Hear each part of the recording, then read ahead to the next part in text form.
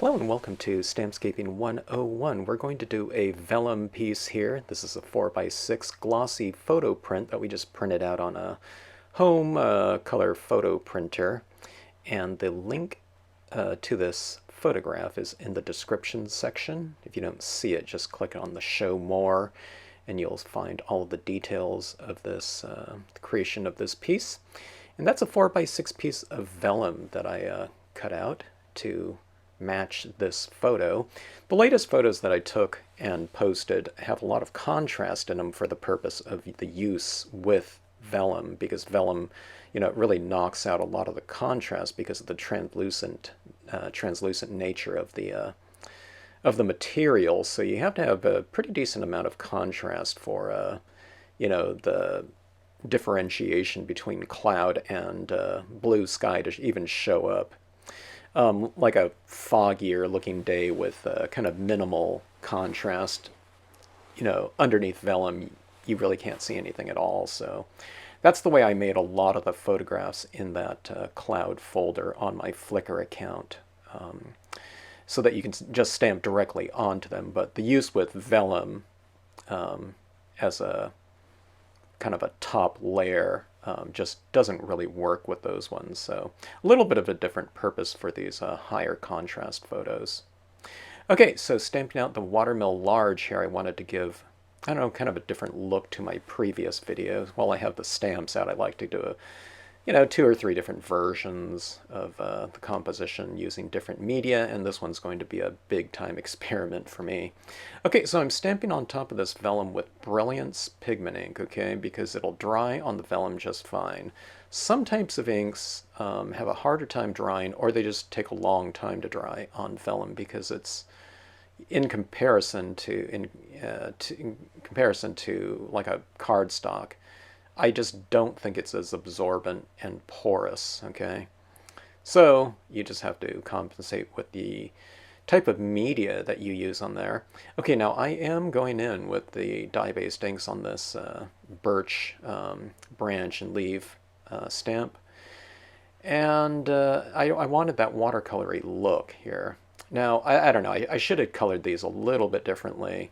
My red was a little bit too strong in retrospect, but oh, I don't know. This is more about kind of technique than, trying to get, some kind of really awesome looking scene, although ideally you'd have both, but I really wanted to experiment with things like embossing on vellum. How would the vellum take the embossing? How would the adhesive between the photo paper and vellum take the heat? I just didn't know, and I had no idea what it would look like. Okay, so I'm stamping these first impressions of these leaves on the front of the vellum, okay, along with the watermill, all right?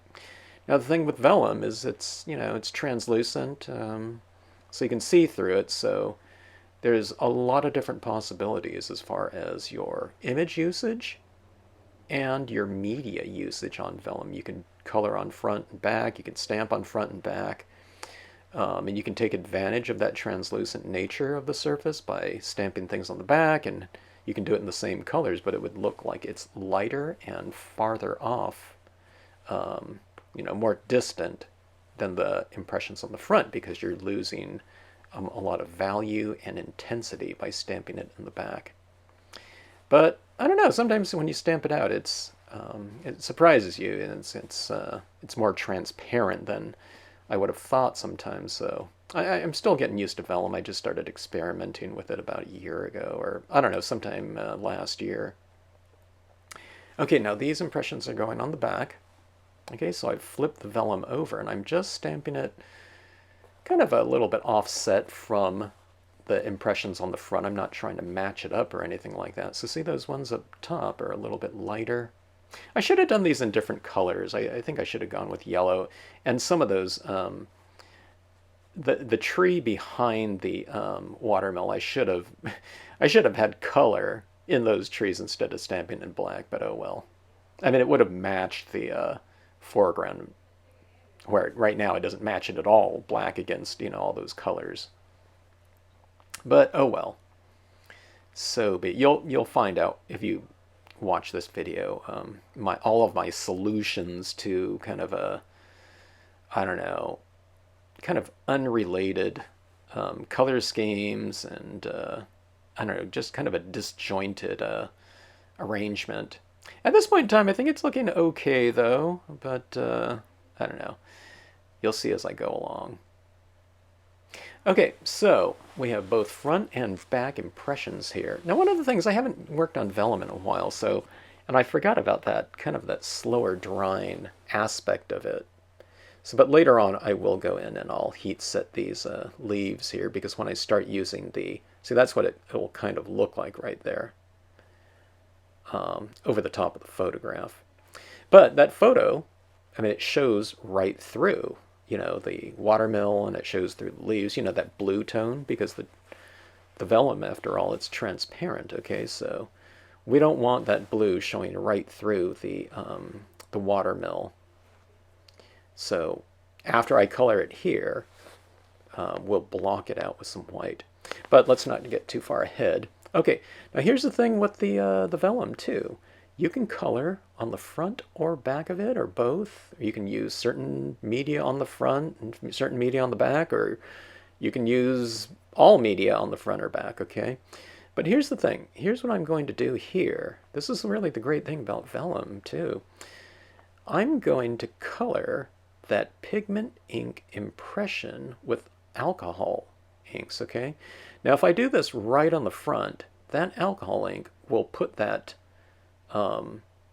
pigment ink impression, it'll smear it. It'll be running all over the place. But I'm coloring it from the back, so I'm not getting any ink on the front of that impression, which is great. So see that kind of, I don't know, beige tinge to that watermill. All right, so I'm going in with a darker one now. The first color is very, very subtle, so you couldn't really see too much of it. Now this is a darker tone, kind of working in the same kind of hue, just a different value of it. Okay, so I added some shadows into the mix with that slightly darker, yeah, it's kind of like a plum brown or something like that. It has a little bit more red in it. But see, there's the kind of the coloring on the overall image. But now what I'm going to do is I'm going to add some additional tone now on the front of it, okay? Now this is working with colored pencils, and colored pencils are dry, so it's not going to smear any of the imagery. As long as the image, the imprint, the impression is fairly dry. I mean, if it was still like super wet, we might be dragging some color around. But here I am going in with some different tones of brown, and some of these planks, I'm doing a different kind of intensity of it. And that makes it look a lot more rustic when you're doing it like that. So I wanted this mill to look kind of antiqued and, not an operation. So I'm giving it kind of a real weathered look by doing this kind of spot coloring. In other words, I'm not trying to color the entire mill one uniform application of a single brown or something like that.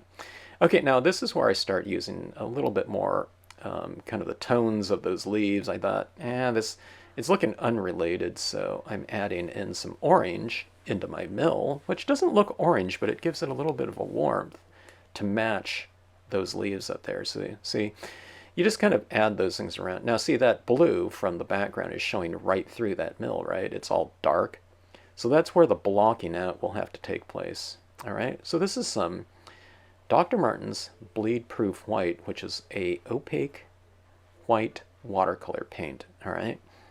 And it's very opaque, or it should be. I really added way too much water when I was doing a video on kind of reconstituting the paint. You shouldn't add way too much water in there, but in one of my 4 bottles of this Dr. Martin's, it was, I don't know, I added a lot of water in it at some point in time, probably to reconstitute whatever paint was in there. But what we're going to do is anywhere on this scene that where we have transparent imagery that's going to show that sky cloud photograph, I'm going to block out. Now you notice I'm not blocking out the solid black tree, is because if you put that over the sky imagery, it's going to block out, you know, that imagery. But here in the watermill, there's open areas, okay? It's not just all solid black. So anywhere where it's not, you have to block out. Okay, now here's where, remember those two impressions of the alder branch that I put on the back? Those are still wet, so here I am going in with the white watercolor paint, and it's putting back into solution those impressions that I stamped on the back. Maybe I should have stamped everything on the front, I don't know. It would be easier to block it out like this, okay? So I'm blocking out, in other words, I'm putting down a layer of this Dr. Martin's Bleed Proof White as kind of like a mask, so it will block out the the blue sky cloud photo print that I'm going to mount this piece of vellum on top of, okay? You can tell, you see I'm painting the image that's on the front of it right now. Now I'm painting the image on the back and it's totally making it bleed into the white. All right, so that's what that looks like. It's pretty fun to do this. You know, I sealed in, remember that alcohol ink that I put on the back there. But now see that watermill really stands out against that cloud sky print. All right, now this is one of the things I was curious about. If I heat up the vellum, is it going to completely curl and bend and pucker and etc.? It seemed to do okay though. I tried not to hold the heat down in any one area for too long, but I thought it did pretty well. I mean, sometimes even just painting on the back of it really warps it when it dries, when the paint dries, or whatever media was used on there dries, but I thought it did pretty good. All right, so that imagery, for the most part, is dry. Okay, that's what it looks like in the front. And see, those leaves now block out the clouds and sky in the background. All right. Okay, so what I'm going to do is I'm going to spray my photograph on the top of the photo with that Super 77 spray adhesive by 3M. All right. So I think I'm talking about just putting a layer of adhesive right over the top of that. Okay. You can use other types of glue, but this is just the easiest way to do it. Okay, now, I went outside and I sprayed that. Dumb me. I sprayed the back of the photo, you know, because I'm so used to mounting cards or something like that. I'm not used to spraying the top of something, but I just forgot, so I just mounted it on a piece of copy paper, you know, the photo, and then I just sprayed it on top of this piece of paper.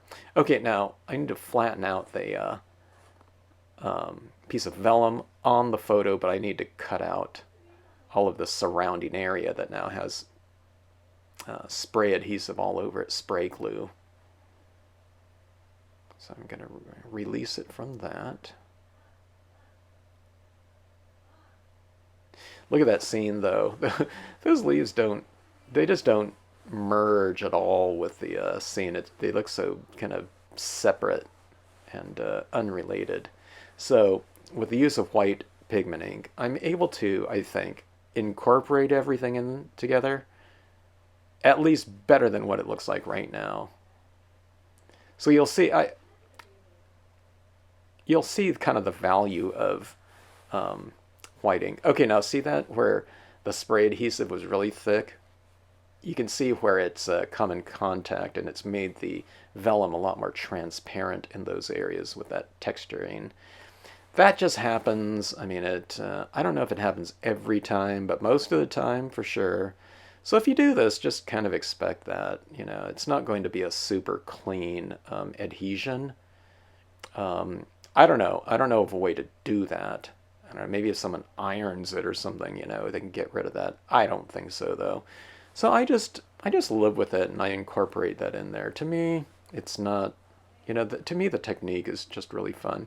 When I started doing this, when I started kind of burnishing just with my little fingernail, it seemed to, kind of give a little bit more of a uniformity to that.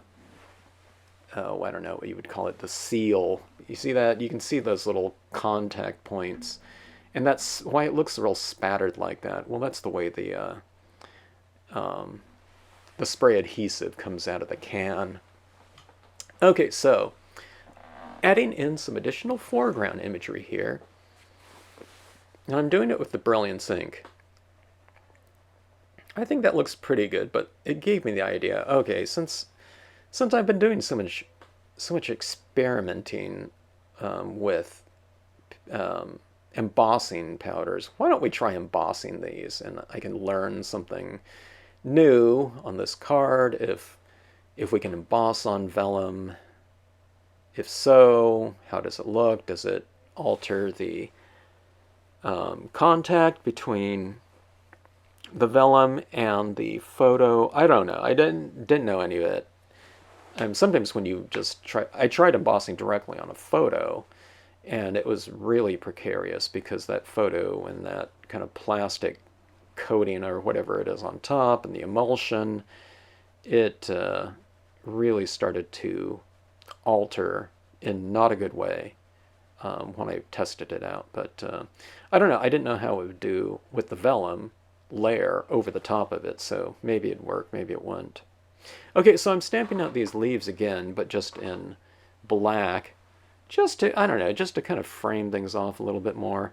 In retrospect, it would have been better if I did them in, I don't know, some other color than just all the way to black. All the way, black is, it's super high contrast there against the other leaves. So it really, I don't know, like orange or something instead of black or something like that. Okay, now one of the things I didn't think about was, remember how I painted those leaves, but on the back of the card, or back of the vellum? Well, those are ridged now, because that paint is on them, so I didn't get a real clean impression with these alder leaves up top, so I'm just kind of filling in where those didn't print out solidly with a little cotton swab. Okay, so here we're gonna go with the embossing powder again on this. Right over the top leaves now. I put it on the reeds down below. Now we're putting it on to the black alder leaf impressions now. Okay, so that's what that looks like, and we'll test out that heat embossing here now and see what happens.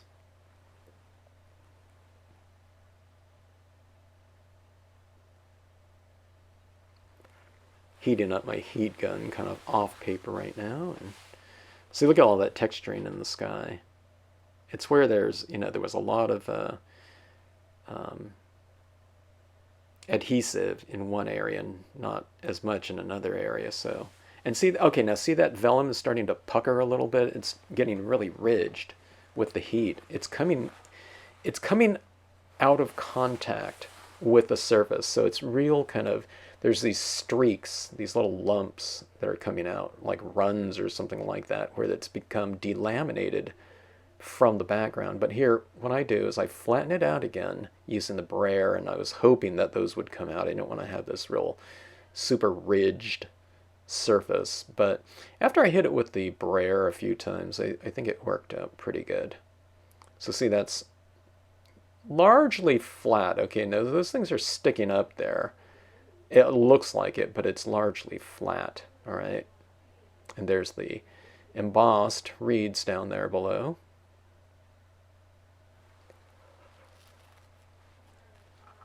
That's where I was kind of thinking, I should have maybe stamped out those leaves in orange hybrid ink instead of black. The black is really heavy up top there. So again, if you watch, well, you watch the intro to this video, but that's where I really remedy a lot of things with the additional embellishments, things like white pigment ink, etc. Okay, now formatting this onto another piece of stiff cardstock, uh, it really helps with the surface of that. Embossing that photo paper and vellum, it kind of warped um, that whatever version of the card. So getting this mounted on another nice piece of heavy cardstock right here really flattened the entire piece out, and I don't know, it gives it a really good feel too. It's like a heavy postcard or something like that.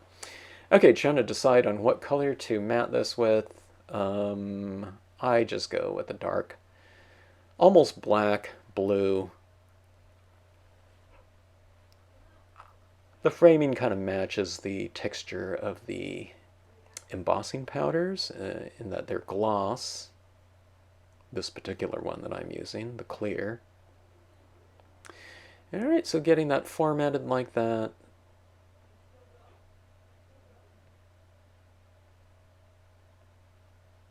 Trying to find the right angle here. I just eyeball things. I don't measure things out. Sometimes I think I should when I get it a little bit too skewed, but I don't know. I don't mind if it's a little bit off when I do these things. Okay, so there's the leaves and there's the embossing. So far, so good in terms of techniques. My color scheme is a little bit harsh. So here's where the white pigment ink really comes into play. Okay, this type of effect could enhance and it could repair. Sometimes it does both. But what you do is you condense your cotton ball nice and tight like I'm doing there. Okay, and get up dabbing off a lot. And when you dab off, you're kind of pushing that white pigment ink back farther into the cotton ball too, okay? What you want. Okay, now I'm adding this pigment ink at the top of that cloud where the cloud is really light against a blue sky, okay? You see that cloud on the photo print? You can see the other cloud on the other side of the card too. And I'll add some additional white pigment ink up there. But look at that nice, beautiful, kind of glowing cloud now, all right? So I'm adding this up into that. There's another little cloud up there, but I'm going to take that whole type of idea of lighting right up into those leaves too, so we get some variation on the leaves. The leaves look a little bit, because of the contrast there and this technique, they look a little bit unrelated. So what I'm doing is I'm going back into pigment ink, and when you run the pigment ink over all objects in the scene, what you're doing is you're creating a relationship between those objects and the rest of the piece. Okay, so you see that white pigment ink in between those leaves? Now look at that. Doesn't it look like light is coming from, the light source is coming from behind those leaves? Maybe it's the sun, I'm not sure. Okay, now this is where those dye-based inks, remember those first impressions of those alder branches were done on the front. Well, I just used some pigment ink right over the top of those impressions, and they were still a little bit wet, so I'm going in here and doing some repair work with some additional white pigment ink.